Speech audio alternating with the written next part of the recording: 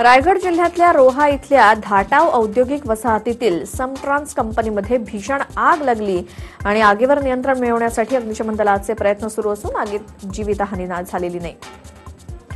धुळ्यात पिंपळनेर शहराजवळ एका एसटी बसचे ब्रेक फेल झाल्यानं बसवरचं नियंत्रण सुटलं. यावेळी बस चालकानं प्रसंगावधान राखून बसमध्ये 60 पेक्षा जास्त प्रवाशांचा जीव वाचवला. घटना टोल नाक्यावरच्या सीसीटीव्हीत कैद झाली आहे. अतिरिक्त आयुक्तांना झालेल्या मारहाणीच्या निषेधार्थ पुणे महापालिका कर्मचाऱ्यांनी कामबंद आंदोलन पुकारलंय. काँग्रेसच्या नगरसेवकांनी काल अतिरिक्त आयुक्तांना मारहाण केली होती. या प्रकरणी अरविंद मोरे, रवींद्र धंगेकर यांच्यावरती गुन्हा दाखल झालाय. घरकुलाचा लाभ त्वरित मिळावा या मागणीसाठी अचलपूर नगर परिषदेच्या प्रवेशद्वारासमोर घरकुलाचा लाभ न मिळालेल्या महिला पुरुषांनी आमरण उपोषण सुरू केलंय. अचलपूरमधील बिलनपुरा भागातील दलित वस्तीच्या घरकुलाचा लाभ त्वरित मिळावा याबाबत अनेक वेळा मुख्याधिकाऱ्यांना निवेदन देऊन सुद्धा दुर्लक्ष केल्याचा आरोप उपोषणकर्त्यांनी केलाय. अमरावती जिल्ह्यातील प्रकल्पग्रस्तांची शेती मोठ्या प्रमाणात धरणात गेली आहे, परंतु शासनानं अद्यापही प्रकल्पग्रस्तांचं योग्य पुनर्वसन केलं नाही. त्यामुळे जमिनीची वाढीव रक्कम न मिळाल्यानं जिल्ह्यातील शेतकरी, शेतमजूर, बेरोजगारांच्या वतीनं अमरावती जिल्हाधिकारी कार्यालयावर मोर्चा काढला गेला. प्रशासनाकडून कोणतेही ठाम निर्णय मिळाले नसल्यानं आंदोलकांनी अमरावती जिल्हाधिकारी कार्यालयासमोर रस्त्यावर रात्रभर आंदोलन केलं. यात महिला, लहान मुलं यांनी थंडीत रस्त्यावर झोपून आपल्या मागण्यांसाठी आंदोलकांनी प्रशासनाचं आणि सरकारचं लक्ष वेधलं. DS कुलकर्णी यांनी स्वतःला वृद्धाश्रमात ठेवण्याची मागणी कोर्टाकडे केली आहे. हाती घेतलेले प्रकल्प पूर्ण करून 2 वर्षात ठेवीदारांचे पैसे परत करू अशी माहिती सुद्धा DSKंनी दिली आहे. गेल्या 4 दिवसांपासून पडणाऱ्या बोचऱ्या थंडीचा जोर ओसरलाय. मात्र थंडीचा जोर जरी ओसरला असला तरी थंडीची मजा कोकणात अजूनही कायम आहे. रत्नागिरी जिल्ह्यात तापमानाचा पारा आज 18 अंशांवरती आला. त्यामुळे कोकणात थंडीमुळे धुक्याची चादर पसरली आहे. फेब्रुवारी महिन्याच्या दुसऱ्या आठवड्यात नागपुरात सुद्धा थंडी कायम आहे. साधारणतः या काळात विदर्भात कडक उन्हाळ्याला सुरुवात होत असते. मात्र यावेळी निसर्गाच्या बदलामुळे अजूनही थंडी आहे. उत्तरेकडून येत असलेल्या थंड वाऱ्यांमुळे वातावरणात गारवा आहे. पुण्यातील थंडी आता काहीशी कमी झाली, त्यामुळे हुडहुडी भरलेल्या पुणेकरांना दिलासा मिळालाय. पुण्यात 10.6 डिग्री सेल्सिअस इतक्या किमान तापमानाची नोंद झाली. त्यातच ढगाळ वातावरण असल्यानं थंडी अजून कमी होण्याची शक्यता आहे. शिवसेनेला लोकसभेआधी विधानसभेच्या जागा वाटपाचा फॉर्म्युला हवाय, त्यानंतर लोकसभेच्या जागा वाटपावर बोलू असा हट्ट शिवसेनेनं धरलाय. शिवसेना पक्षप्रमुख उद्धव ठाकरेंनी मोठ्या भावाचा आग्रह कायम ठेवत 1995च्या जागा वाटप सूत्राचा प्रस्ताव भाजपचे अध्यक्ष अमित शहा यांच्यापुढे ठेवल्याची माहिती सूत्रांनी दिली आहे. आगामी निवडणुकीच्या तोंडावर शिवसेना भाजप युतीचं घोंगडं अजूनही भिजत पडलंय. त्यातच विरोधकांनी एकजूट केल्यानं भाजपनं आता शिवसेनेसोबतच्या युतीच्या हालचालींना वेग दिलाय. जागा वाटपावर तोडगा न निघाल्यानं काँग्रेस राष्ट्रवादीच्या महाआघाडीत न जाण्याचा निर्णय राजू शेट्टींनी घेतलाय. स्वाभिमानी शेतकरी संघटना 9 जागा लढवण्याच्या तयारीत आहे. मुंबईला पाणी पुरवठा करणाऱ्या तलावांमध्ये 44% जलसाठा शिल्लक असल्याची माहिती समोर आली आहे. गतवर्षीच्या तुलनेत हा जलसाठा तब्बल 2 लाख दशलक्ष लिटरनं कमी झालाय. त्यामुळे उन्हाळ्यात मुंबईत पाणी प्रश्न पेटण्याची चिन्ह आहेत. मुळशी तालुक्यातील तामिणी घाटात आरटीआय कार्यकर्ते विनायक शिरसाट यांचा मृतदेह संशयास्पदरित्या आढळलाय. पुण्यातील अनेक जमीन घोटाळे त्यांनी बाहेर काढले. त्यांच्या जवळच्याच मित्रानं त्यांचा खून केल्याचं निष्पन्न झालंय. विना हेल्मेट दुचाकी चालवणाऱ्या पोलिसांची बातमी TV9नं दाखवल्यानंतर पोलीस अधिकाऱ्यांना खडबडून जागले. त्यामुळे आता पोलिसांनाही हेल्मेट सक्तीचे आदेश देण्यात आले. नागपूरच्या फुटाळा तलाव परिसरातील तरुणींमध्ये झालेल्या मारामारीचा व्हिडिओ व्हायरल झालाय. क्षुल्लक कारणावरून तरुणींचे 2 गट भिडले. धुळे शहराजवळील मोराणे फाटा इथे फुकट दारू दिली नाही म्हणून हॉटेल तन्वीच्या मालकावरती कुऱ्हाडीनं प्राणघातक हल्ला झाला. यात हॉटेल मालक बसराज राठोड यांच्या डोक्याला गंभीर दुखापत झाली. TV9 मराठीच्या ऑपरेशन मुद्रामध्ये राज्यातल्या बँकांचं पितळ उघडं पडलंय. 12 जिल्ह्यात मुद्रा लोन दिलंच जात नसल्याचं उघड झालंय आणि मुनगंटीवार आज कॅबिनेटमध्ये याबाबत मुद्दा मांडण्याची शक्यता आहे.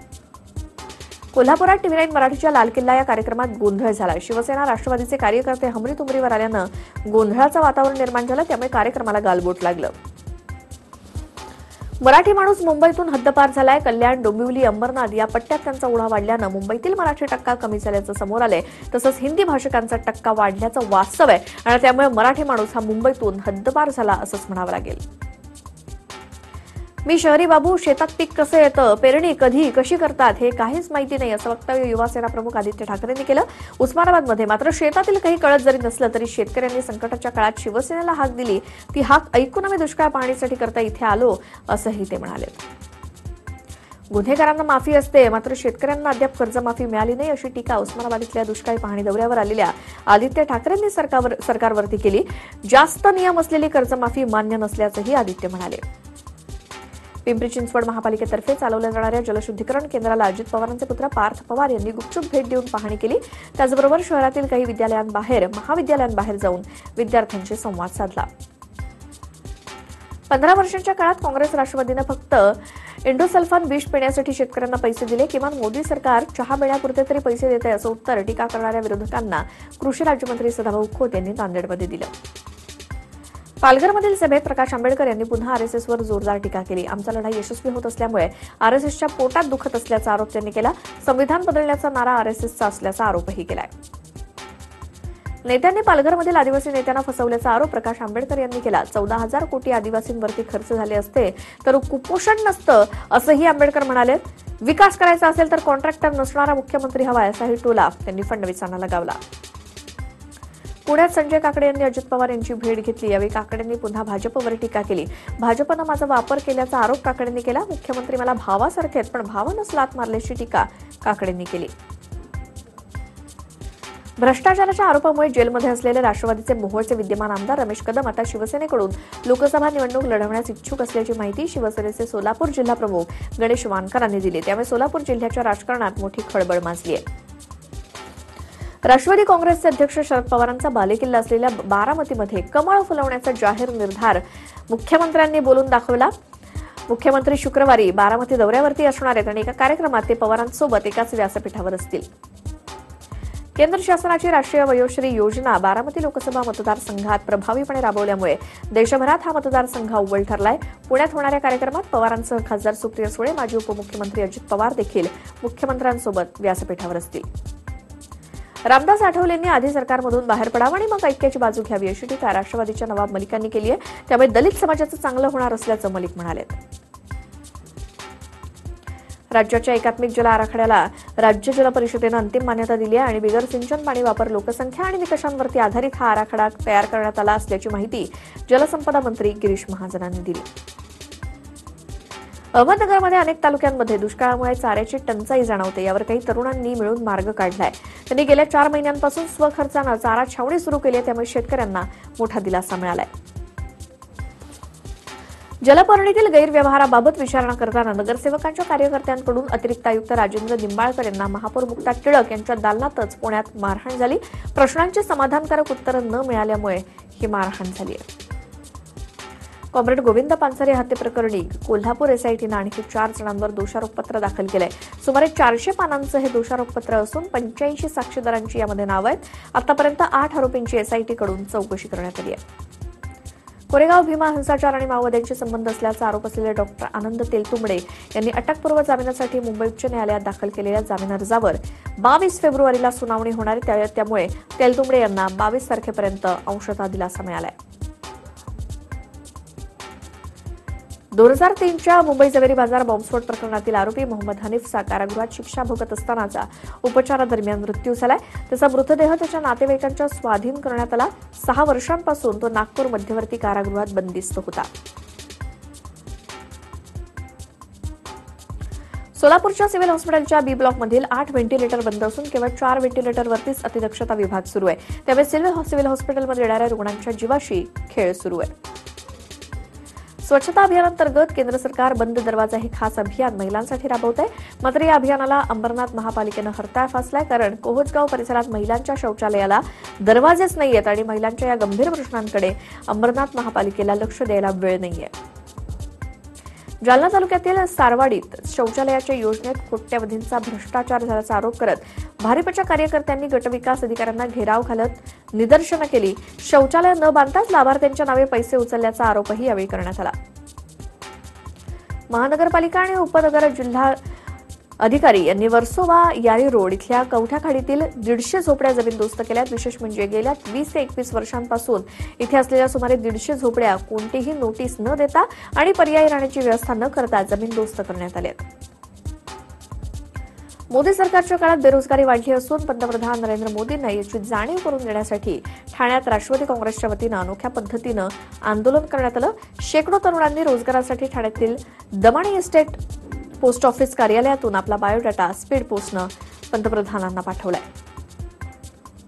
पोलीस भरती प्रक्रियेतील अन्यायकारक शासन निर्णय आणि डान्सबार विरोधात भारिप आक्रमक झाली आहे. शासनानं निर्णय तात्काळ रद्द करण्याची मागणी रायगडमध्ये आंदोलनकर्त्यांनी केली. तसंच मागणी मान्य न झाल्यास तीव्र आंदोलनाचा इशाराही देण्यात आलाय. अर्थसंकल्पीय अधिवेशनात पुरेसा निधी न मिळाल्यानं राज्यभरात आयटेक संघटनांनी आंदोलन केलंय. या विरोधात जालन्यात शेकडो अंगणवाडी सेविकांनी रास्ता रोको करत जेलभर आंदोलन केलं. नालासोपाऱ्यातील सेंट फिलिपोर्ट्स शाळेमध्ये 6वीत शिकणाऱ्या एका विद्यार्थ्याला कराटे शिक्षकानं 200 उठाबशा काढायला लावल्या. त्यानंतर त्याला रुग्णालयात दाखल करावं लागलं. या विरोधात मुलाच्या पालकांनी शाळेविरोधात गुन्हा दाखल केलाय, तर शाळेनं अजून कोणतीही प्रतिक्रिया दिली नाही. अन्न आणि नागरी पुरवठा मंत्री गिरीश बापट यांच्या मलबार हिल इथल्या बंगल्यातील सर्वंट क्वार्टरला सोमवारी रात्री आग लागली. अग्निशमन दलाच्या जवानांनी आगीवर नियंत्रण मिळवलं आणि बापट यांचा ज्ञानेश्वरी बंगला मुख्यमंत्री देवेंद्र फडणवीस यांच्या वर्षा बंगल्या शेजारीच आहे. यावेळी खुद्द जलसंधारण मंत्री गिरीश महाजन तिथे उपस्थित होते. त्यांनी आग विझवण्यासाठी धावपळ केली. सुदैवाने यात कोणती जीवितहानी नाही, पण ही आग शॉर्ट सर्किटमुळे लागल्याचा अंदाज आहे. भिवंडी शहरातील भाजप नगरसेविका साखराबाई बगाडे यांनी नागरिकांच्या समस्यांचं निराकरण होत नसल्यानं 3ऱ्या मजल्यावरून उडी मारून आत्महत्या करण्याचा प्रयत्न केला. सभागृहातून त्या धावत बाहेर पडल्यानं त्यांना चक्कर येऊन त्या खाली पडल्या. त्यांना तत्काळ कार्यकर्त्यांनी सुरक्षा रक्षकांच्या मदतीनं रुग्णालयात दाखल केलं. एका विवाहितेवरती अत्याचार केल्याच्या आरोपावरून एमआयडीसी पोलीस ठाण्यातील कॉन्स्टेबल मधुकर आव्हाड याला अटक करण्यात आली. एका बड्या मॉलमधून चॉकलेट चोरल्याचा आरोप या महिलेवरती होता आणि पुन्हा अटक करण्याची धमकी देत त्यानं तिच्यावर अत्याचार केले. मुंबई लोकलमधून प्रवास करणाऱ्या महिलेचं मंगळसूत्र एका चोरट्यानं खेचल्यानं घाबरलेल्या महिलेनं डब्यातून उडी मारली आणि यात महिला गंभीर जखमी झाली. तिच्यावर हॉस्पिटलमध्ये उपचार सुरू आहेत.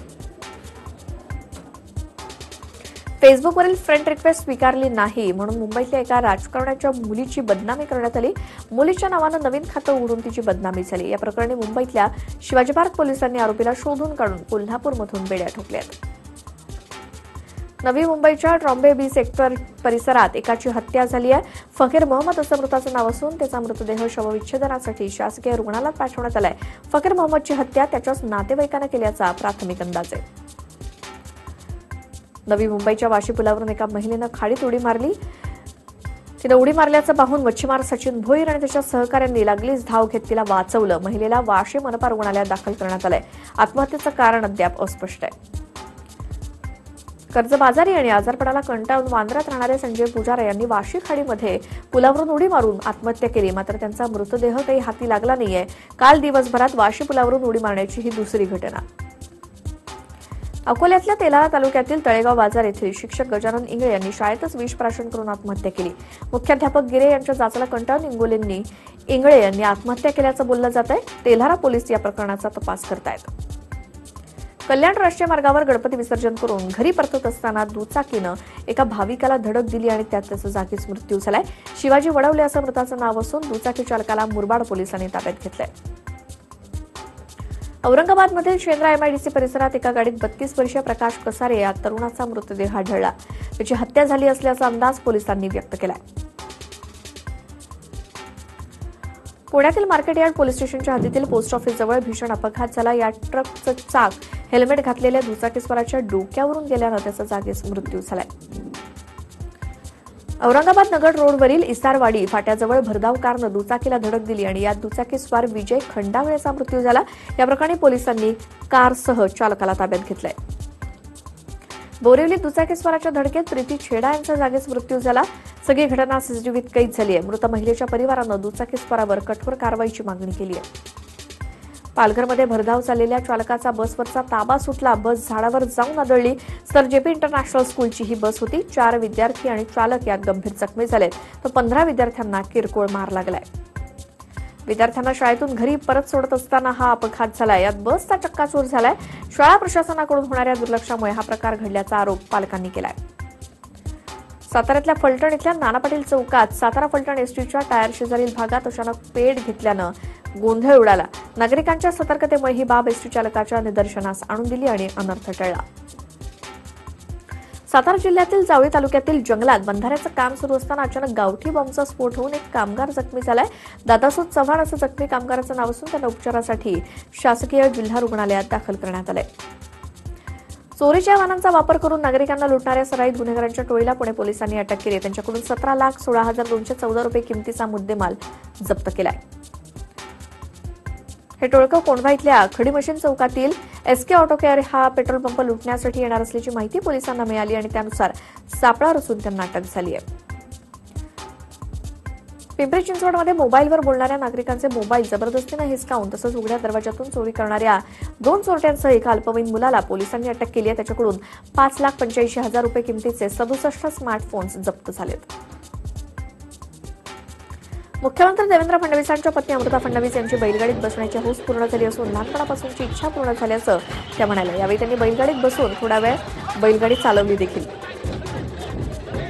आणि मुकेश अंबानींच्या घरी पुन्हा लग्नाची लगबग सुरू झाली. आकाश अंबानीची पत्रिका घेऊन अख्खं अंबानी कुटुंब सिद्धिविनायकाच्या चरणी आलं होतं.